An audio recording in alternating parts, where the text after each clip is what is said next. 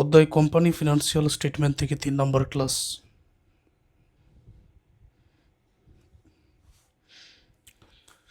এই ধরনের ম্যাথের প্রয়োজনীয় বেসিক বিষয় আগের ক্লাসে আলোচনা করা হয়েছে। এই জন্য বলবো আগের ক্লাসগুলো মনোযোগ দিয়ে দেখে তারপরে এই ক্লাসটা দেখো। প্রথমে প্রশ্নটা পড়ে নিচ্ছে। Following is the trial balance of ABC limited as on 31 December 2018। 2018 সাল ডিসেম্বর 31 তারিখে এবিসি লিমিটেডের ট্রায়াল ব্যালেন্স অথবা রেওয়া মিল নিচে দেওয়া হয়েছে। যেহেতু এটা রেওয়া মিল, তাহলে ডেবিটে অবশ্যই সম্পদ এবং ব্যয় থাকবে, ক্রেডিটে আয় দায় মালিকানা সত্ত্ব থাকবে। এখানে ক্যাপিটাল 20,000 শেয়ার আছে 20,000 টাকার। ইনভেন্টরি এক যেহেতু দেওয়া হয়েছে, তার মানে এটা প্রারম্ভিক। জেনারেল রিজার্ভ সাধারণ খরচ, অবশ্যই এটা ব্যয়। ওয়াইজেস মজুরি, এটা প্রত্যক্ষ খরচ। পারচেজ টাকার পরিমাণ আছে 25,000, সেলসের টাকার পরিমাণ আছে 80,000।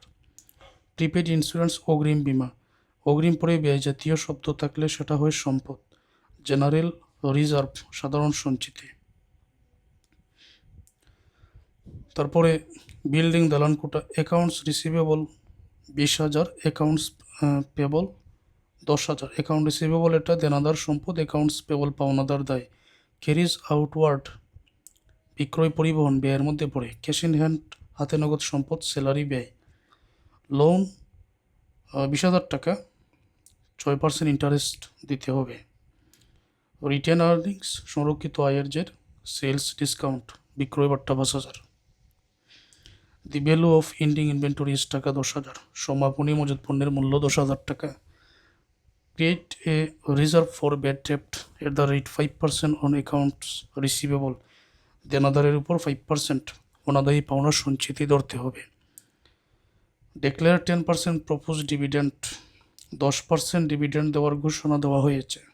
Prepaid insurance is for 2 years, অগ্রিম বিমা 2 বছরের জন্য। অ্যান্ড আনইউজ সাপ্লাইজ টাকা 300, অব্যবহৃত সাপ্লাইজের পরিমাণ 300 টাকা। Required prepare an income statement, prepare a balance sheet at 31 December 2018। সরাসরি আমি অঙ্কের সমাধানে যাচ্ছি।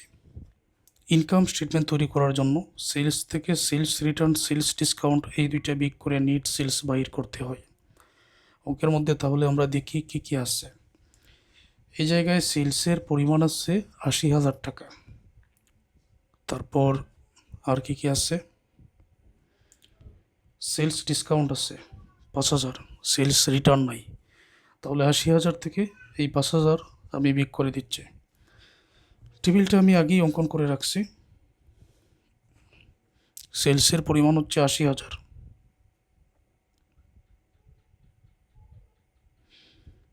সেলস ডিসকাউন্টের পরিমাণ 5,000, বিগ করলে নেট সেলসের পরিমাণ হবে এখানে 75,000। এবারে কোস্ট অফ গুডস সোল্ড, আগেই বিগিনিং ইনভেন্টরি পারচেজ থেকে পারচেজের সাথে ডিসকাউন্ট আর রিটার্ন যদি থাকে এটা আমরা বিগ করব। ওয়াইজেস ক্রয় পরিবহন এগুলো যোগ করে অবশেষে সমাপনী মজুত পণ্য বিগ করে উপরে নেট সেলসের টাকা থেকে এটা বিগ করলে গ্রস প্রফিট পাওয়া যাবে। তো এই তথ্যগুলো অঙ্কের মধ্যে কোথায় আছে আমরা দেখে নেই। এই তথ্যগুলো এই যে দেখো, প্রারম্ভিক মজুত পণ্য টাকার পরিমাণ 10,000, এই হচ্ছে পারচেজ টাকার পরিমাণ 25,000, পারচেজ রিটার্ন এগুলো নাই। এই হচ্ছে প্রত্যক্ষ খরচ ওয়াইজেস 7,000। তো এন্ডিং ইনভেন্টরি কোথায় আছে? 10,000 টাকা। Ending inventory value of ending inventory 10,000। তথ্যগুলো তো আমরা পেয়েছি, এখন শুধু নিয়ম মেনে বসাবো। কোথায় কি আছে সেটা আমাদের আগে বাইর করে নিতে হবে। তাহলে বিগিনিং ইনভেন্টরি আমরা পেয়েছি টাকার পরিমাণ 10,000 আছে। বিগিনিং ইনভেন্টরি টাকার পরিমাণ 10,000, পারচেজ টাকার পরিমাণ ছিল 25,000, পারচেজ রিটার্ন, পারচেজ ডিসকাউন্ট এগুলো নাই। তো যোগ করলে এখানে হবে 35,000। তারপরে ওয়াইজেস আছে 7,000, 7,000 যোগ করলে হবে 42,000। এন্ডিং ইনভেন্টরি পরিমাণ কত ছিল? 10,000 ছিল। তাহলে বর্তমানে 42 থেকে 10,000 বিক করলে এখানে হবে 32,000, এটাই কস্ট অফ গুডস সোল্ড। উপরের টাকা থেকে এই 75,000 টাকা থেকে 32,000 বিক করলে গ্রোস প্রফিট পাওয়া যায় 43,000 টাকা। এখন আমাদের অপারেটিং এক্সপেন্স সমূহ বিক করতে হবে। এগুলো শুরু থেকে আমরা দেখি যে কি কি ব্যয় এখানে আছে। যে তথ্যগুলো বলবো এটা সকল অঙ্কের মধ্যে তোমাদের প্রয়োগ করতে হবে। শুরু থেকে যদি আমি দেখি জেনারেল এক্সপেন্স টাকার পরিমাণ আছে 3,000।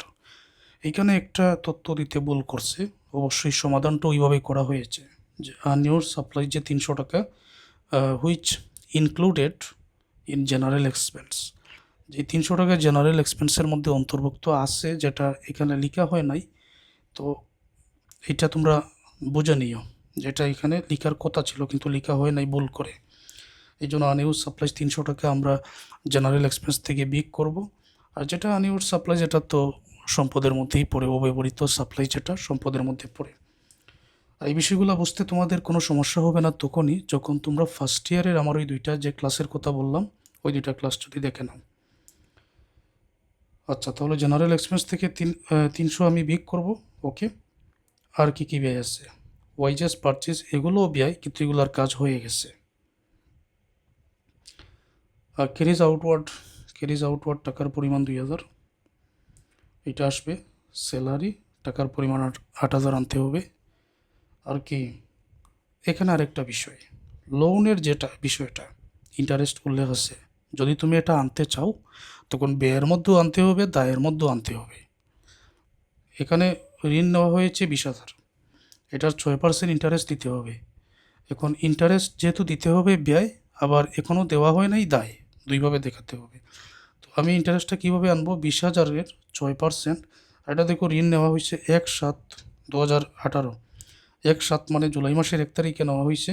তো জুলাই থেকে ডিসেম্বর পর্যন্ত গেলে আরও 6 মাস। 6% যেটা ইন্টারেস্ট এটা কিন্তু 12 মাসের জন্য। তুমি যদি এখন 20,000-এ 6% বাইর করো, এটা হবে 12 মাসের টাকা। ওই 12 মাসের টাকাকে 12 দিয়ে ভাগ করে 6 দ্বারা গুণ করতে হবে, তবেই 6 মাসের টাকা পাওয়া যাবে। মনে রেখো, আমি 20,000-এ 6% বাহির করব, তারপর 12 দিয়ে ভাগ 6 দ্বারা গুণ কেন করবো এটা অঙ্কের মধ্যে বুঝিয়ে দিব। আচ্ছা, আর কি ব্যয় আছে আমি একটু খুঁজে দেখি। এখানে আছে দেনাদারের উপরে 5% অনাদায়ী পাওনা। তো দেনাদারের পরিমাণ কত? অ্যাকাউন্ট রিসিভেবল টাকার পরিমাণ 20,000, তো 20,000-এ 5% অনাদায়ী পাওনা, এটা ব্যয় অবশ্যই লিখতে হবে, এটা আমরা লিখব। আর ঋণ যেটা, এটা ঋণ করা হয়েছে দেখে ইন্টারেস্ট দিতে হচ্ছে, এটা পরিচালন ব্যয় নয়। যেগুলো ব্যবসায়ের মধ্যে বরাবর ঘটে এগুলো পরিচালন। আর ঋণ নেওয়ার কারণে ইন্টারেস্টটা দিতে হচ্ছে, এটা হচ্ছে নন অপারেটিং এক্সপেন্স ও পরিচালন ব্যয়, আলাদা করেই কিন্তু আমি দেখাবো। তো প্রিপেড ইন্স্যুরেন্স, ডিভিডেন্ড তো আর এই ব্যয়ের সাথে কোনো সম্পর্ক নাই। প্রিপেড ইন্স্যুরেন্স 2 বছরের জন্য, তার মানে এই যে প্রিপেড ইন্স্যুরেন্স 15,000, এটা 2 বছরের জন্য, আমার প্রয়োজন 1 বছরের টাকা। তো 1 বছরের ব্যয় যদি আমি নিতে চাই 15,000-কে 2 দ্বারা ভাগ 7,500 নিয়ে নিব। আর অর্থাৎ এই 15,000-এর 7,500 টাকা ব্যয় হয়ে গেছে, আরও 7,500 টাকা অগ্রিম রয়ে গেছে পরের বছরের জন্য।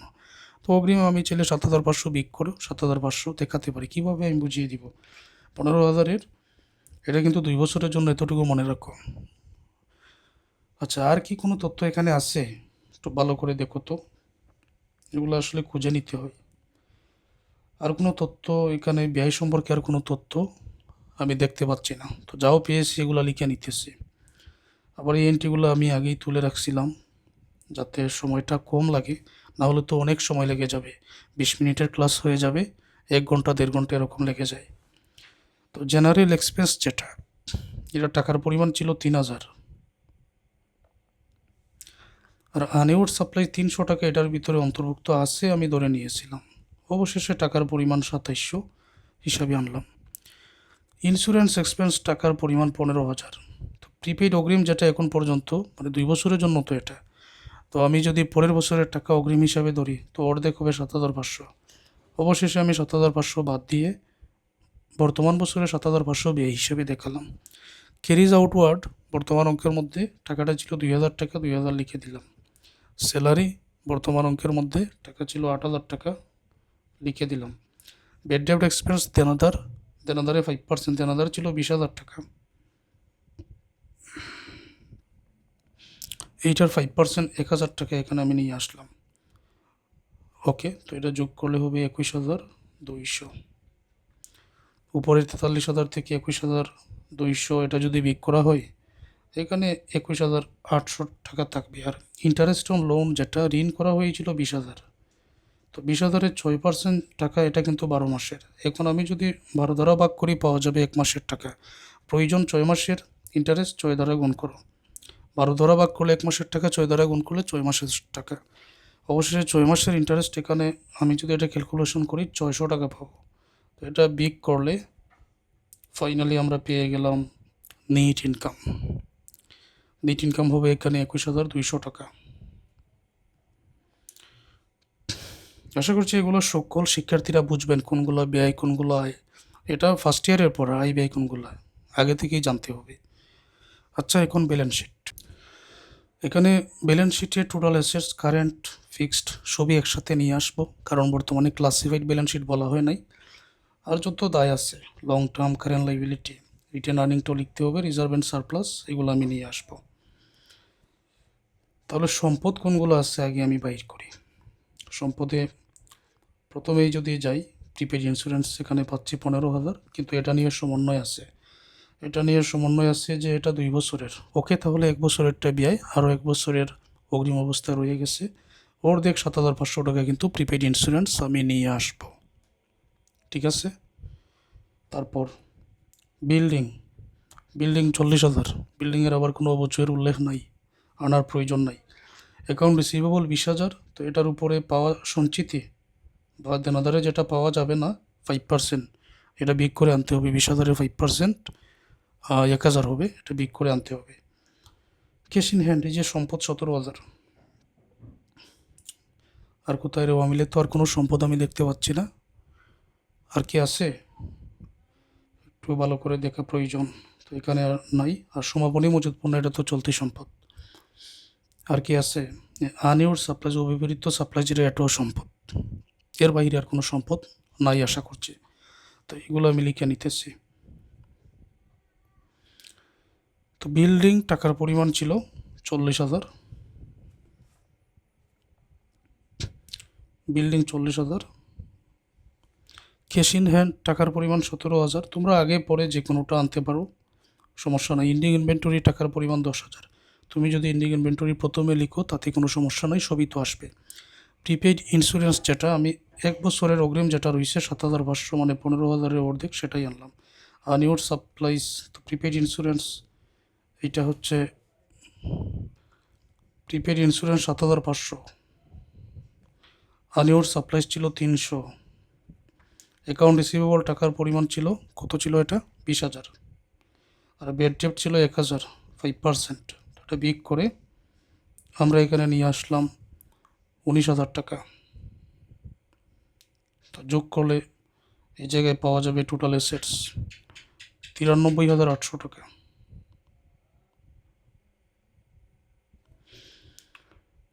এবারে আমরা current liability, long term liability, written earning, reserve and surplus, এগুলো নিয়ে আসবো। একেবারে শুরু থেকে দেখো, শুরু থেকে এখানে শেয়ার আছে 20,000 টাকার। ওকে, শেয়ার আমরা আনবো শেয়ার ক্যাপিটাল নামে। তারপর ইনভেন্টরি তো না, অ্যাকাউন্টস পেবল চলতি দায় 10,000 টাকা। আর কি আছে, এই যে লোন যেটা, এটা কিন্তু দীর্ঘমেয়াদী দায়ের মধ্যে পড়ে। আবার ইন্টারেস্ট অন লোন, এটার ইন্টারেস্ট যেহেতু ব্যয়ে নিয়েছি এখন দায়ের মধ্যেও দেখাতে হবে, তো ওইটা চলতি দায়। ইন্টারেস্ট অন লোন যেটা, মানে ইন্টারেস্ট যেটা, এটা হচ্ছে চলতি দায়।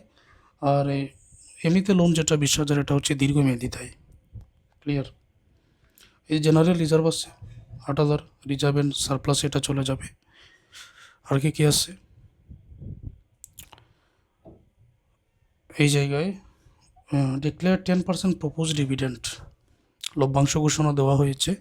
তো লভ্যাংশর যেহেতু ঘোষণা দেওয়া হয়েছে, এখন পর্যন্ত দায় এটা পরিশোধ করা হয় নাই। তো পরিশোধ করা হয় নাই, এটা পরিশোধ করতে হবে, এটা দায়ের মধ্যেই থাকবে। যে পরিমাণ ডিভিডেন্ড সেটা দায়ের মধ্যে দেখাতে হবে। প্রারম্ভিক রিটেন আর্নিং আছে 14,000। সকল তথ্যই কিন্তু এখানে আছে। তারপর এর বাইরে তো আর কোনো কিছু তেমন কিছু এখানে নাই, সবই আমি বলে দিয়েছি। তো এইবার দেখো শেয়ার ক্যাপিটাল, শেয়ারের টাকার পরিমাণ ছিল কত? 20,000 টাকা। এখানে আমি নিয়ে আসলাম 20,000। Share capital 20,000। General reserve and surplus বলে, যদিও ক্লাসিফাইড ব্যালেন্স শিট বলা হয় নাই, এগুলো আমি এইভাবে লিখে নিলাম, সমস্যা নাই। জেনারেল রিজার্ভ অ্যান্ড সারপ্লাস যেটা, এটা টাকার পরিমাণ 8,000। রিটেন আর্নিংয়ের জন্য ওপেনিং রিটেন আর্নিং, এটা টাকার পরিমাণ ছিল 14,000 বর্তমান অঙ্কের মধ্যে। আর উপরে আমরা প্রফিট বাইর করেছি 21,200 নিট ইনকামের। 21,200 এটা এখন যোগ হবে, যোগ করে এখানে টাকার পরিমাণ হবে 35,200। তো ডিভিডেন্ড এখন বিক করা হবে 2,000। ডিভিডেন্ড বিক করলে 2,000, এই জায়গায় রিটেন আর্নিং আমরা পাবো 33,200। লোন দীর্ঘমেয়াদী দায়, দীর্ঘমেয়াদী দায় লোনের পরিমাণ এই জায়গায় আছে 20,000। অ্যাকাউন্টস পেবল পাওনাদারের পরিমাণ ছিল 10,000। ইন্টারেস্ট অন লোন এটা আমরা বাইর করেছিলাম 600। প্রপোজ ডিভিডেন্ড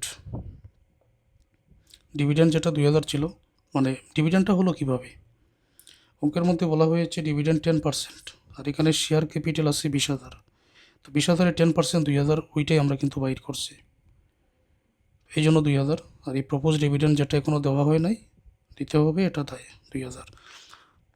তো এই টাকাগুলো যোগ করে নাও, 20,000 আর 10 30, 30 আর 2 32, 32,600 টাকা। অবশেষে আমরা 20,000, 8,000, 33,200, 32,600 যদি যোগ করি,